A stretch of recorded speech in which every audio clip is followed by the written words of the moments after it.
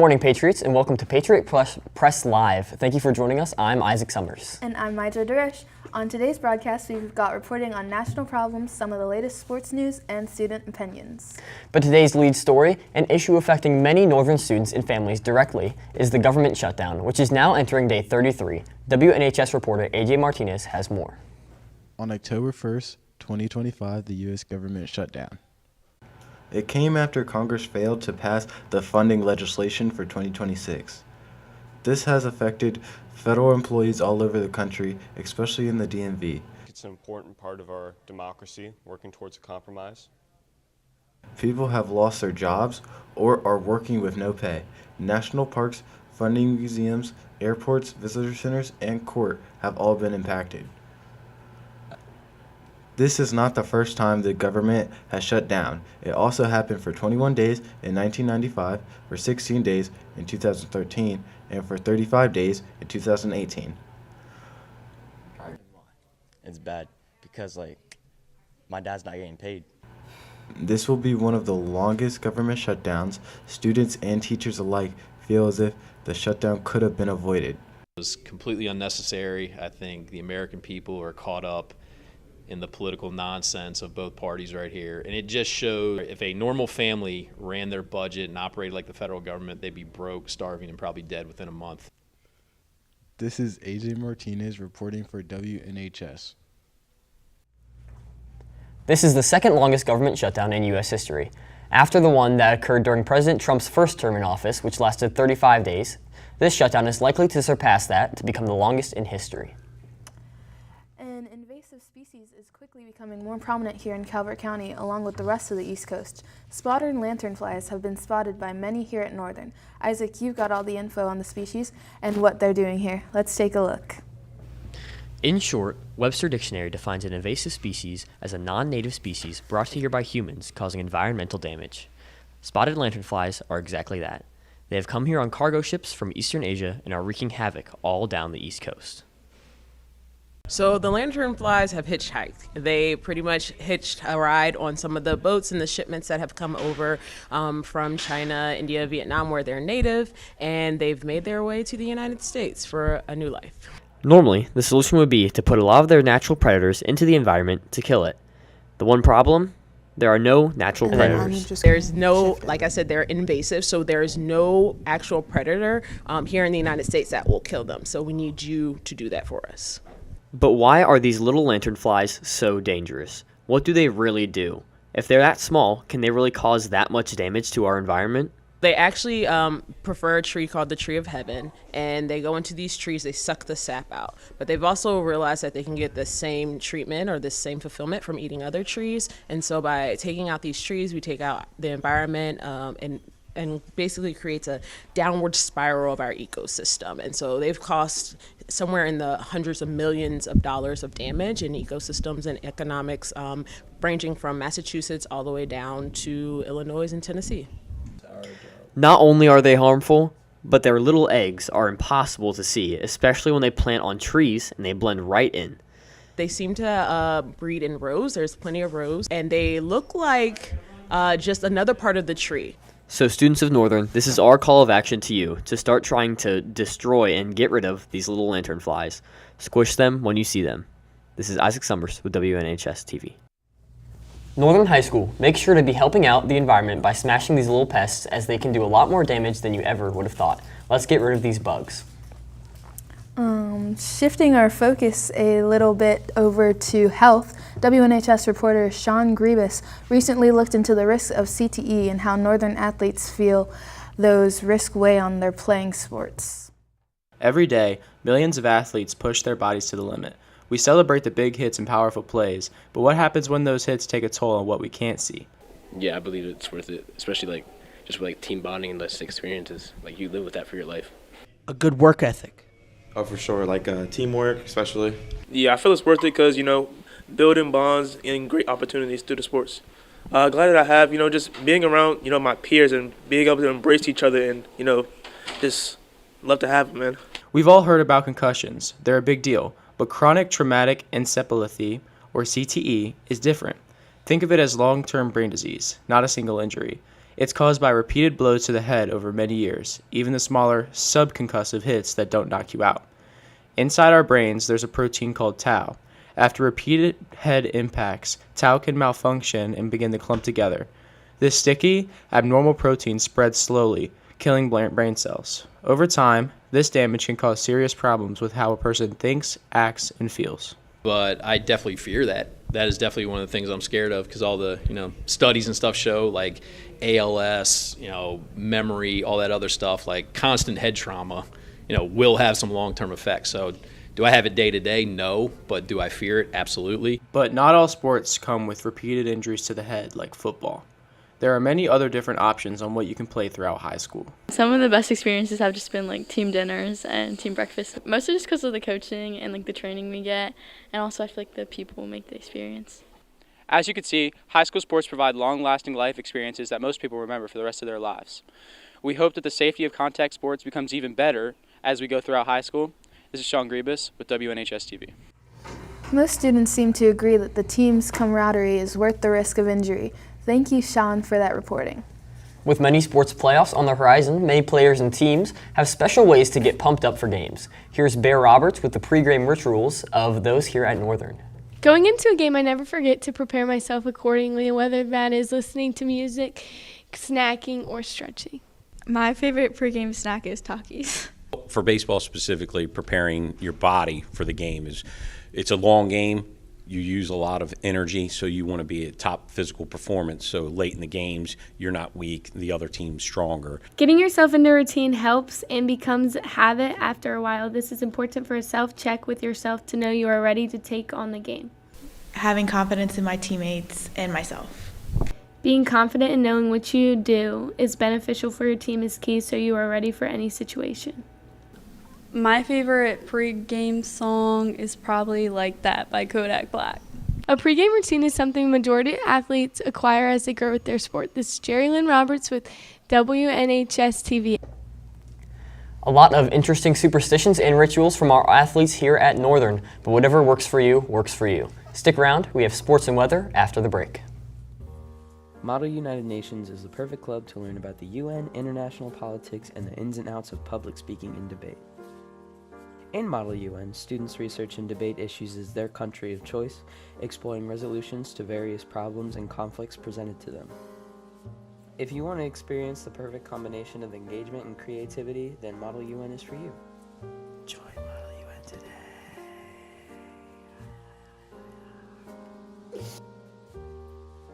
Archaeology is a history class where we examine the past. The best part about the class is we actually get to go out and do our own mock excavation. So after we go through the whole process when it comes to excavating and all, we actually get to go outside and practice that outside. So it requires us to go out and actually interact with the world compared to if you're just kind of analyzing and discovering history through textbooks and manuscripts.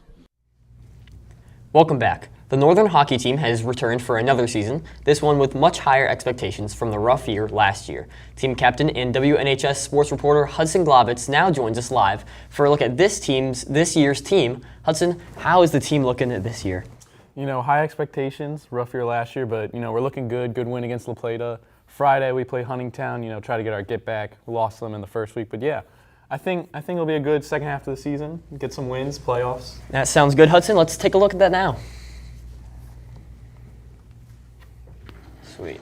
Northern's hockey team has high hopes and great expectations for the upcoming season. The main reason for this is quantity of players. The team only saw 2 people graduate and have an influx of freshmen this season. But can the freshmen live up to the hype? I think we're going to do pretty well. We have some good talent, and there's a lot of diversity on the team. Everyone's got their own skills and differences. So I think that'll clash well together with everybody else on the team, and we're going to have a successful season. People that are way bigger than me trying to hit me and stuff. The team plays Huntingtown this Friday and look to find some more victories. The team is expecting a Chesapeake Cup championship and nothing less. Well, I'm kind of small, so all the big seniors on the other team are going to be kind of scary, but that's not a big deal. I think we're going to do really good this season. We got really good players, and we're pretty fast, so I think we're going to do pretty good. Whether the team wins or loses, it is a great success. It is very impressive for a school in Calvert County to have a hockey team, and the team focus is to represent the school in a great way. I'm Hudson Globitz, reporting for WNHS TV. A lot more to look forward to as the season is already underway. That's right. The next game is this Friday at 8 against Huntingtown over at Capitol Clubhouse. As for the rest of the sports, Isaac, Myjoy, back over to you. Okay, thank you, Hudson, for that update. And now we'll turn it over to WNHS weather reporter Mar Taylor and take a look at the weather. Mar? Good morning and thank you. A bit of some much needed rain to start our week. That should be clearing out later this afternoon, leading to clear skies and highs in the lows of 60. Partly cloudy tomorrow, highs right around 60. A bump on Wednesday, highs nearing 70 before the clear skies, dropping off again on Thursday. Partly cloudy Friday, with highs again in the low 60s, but for now, that's looking at weather. Back to you guys at the desk. Thank you, Mar. Make sure to stay tuned. Lots of opinions from Northern's very own when we return. I'm really happy TikTok's back. I know, I wonder why I got banned. This criminal justice stuff is so confusing. You guys have questions about criminal justice? Well, I'm your guy. Mr. Galligan and I take criminal justice. We'll answer all your questions, from why TikTok could or could not be banned, why the Supreme Court works the way it does, down to policing and how it all works out. Take criminal justice, room 309. We should take criminal justice now. Yo, look, for real. What class is that? Room 309. Discover their power, uncover their triumphs. In Women's History Elective, we explore the remarkable contributions of women throughout history. Examine the struggles, celebrate the victories. Find your own voice inspired by the women who dared to speak up. Celebrate those heroes who were forgotten. Enroll in Women's History Elective. Know your history, shape your future. Spooky season may be coming to an end, but the list of spooky and interesting conspiracy theories is not. You know who has a lot of real conspiracy theories? Northern high school students. Here's Victoria Humphrey with more. Whether it's a lighthearted joke or a hardcore belief, conspiracy theories surround us. We asked NHS students and staff what their thoughts on conspiracy theories are. My overall opinion on conspiracy theories is you should question everything as a citizen, and I think that is, there's a couple people call you conspiracy theorists, whack jobs, all that other stuff. Maybe you're, a pattern recognitionist, or maybe you're just an open-minded individual. But I think it's something you as a citizen, you should never just accept everything as told. You should question, and through questioning is where you find strength and knowledge. I tend to be a skeptic. If the evidence is presented well, maybe I'll be a believer, but I tend to stick to reliable, credible news sources.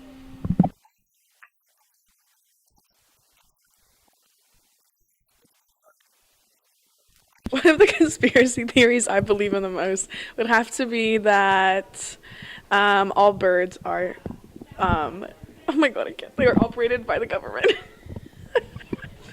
I think I've been influenced to believe it more and more as time goes by, especially with the whole government shutdown. There was a whole bunch about it. And I was like, maybe it is true. What conspiracy theory do I hate? Ooh, let me think here. I think the lizard people one is kind of funny. Yeah, I'm going to go lizard people. I find that one really hard to believe. I believe a lot of things, and I'm willing to question a lot of things, but the idea when people are like, lizards are running this country, come on, man, get out of here.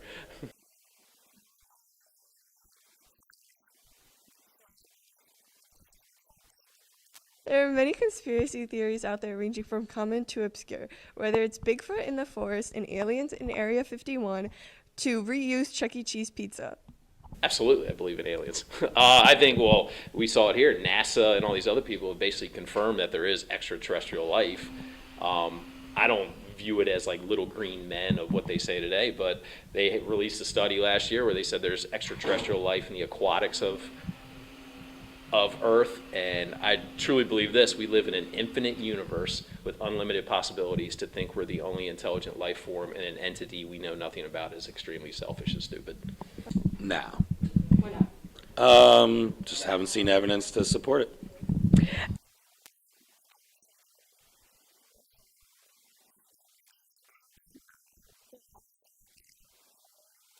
One of the most out there conspiracy theories I've ever heard would definitely have to be the whole Chuck E. Cheese pizza debacle.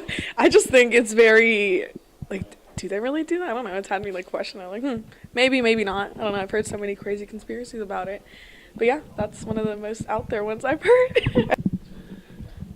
I guess the 9/11 one, that it was, a missile, not a plane. We know they were flights, but people are trying to say it's a missile that went into the Pentagon. Silliness. I don't know if I could share what my most outlandish ones that I've heard. Well, we have a tinfoil hat club that meets every Thursday during Patriot time. I've heard of a lot of outlandish things, but I don't think anything's outlandish. I think everything is kind of like scientific method, hypothesis, experiment, find some evidence. So I'm not ruling anything out, but I've heard a lot of crazy stuff. I can't give you 2 examples or anything like that, though. But that's just a theory, a conspiracy theory. This was Victoria Humphrey from WNHS TV. A lot of interesting theories for sure. I wonder which ones are true, if any. You know about like the Amelia Earhart, I don't know. I don't know where she went. What happened to her? She went anywhere. Helen Keller. I'm not saying she's not real, right? But did she really write all those books? I don't know. That's, moon landing? Well, finally to wrap up our show, My Joy, you recently went up to Broadway to tell us all about the hit show Moulin Rouge. That's right. Moulin Rouge was a great show and a great trip. Let's take a look. Every week, dozens of people come out to enjoy their time at a Broadway theater. I had the opportunity to go to New York City and experience Moulin Rouge here at the Al Hirschbusch Theater.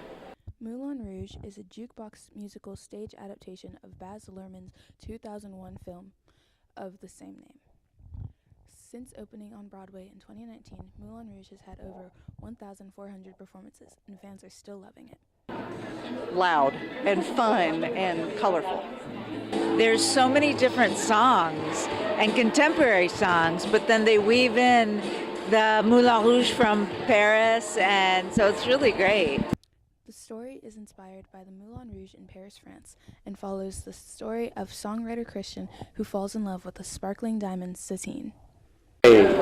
So I'm French and I've already seen this show in Paris, the Moulin Rouge, and in fact today, this evening, it is a wonderful show and I like it a lot. Very, very good dancer, very good singer, everything is okay.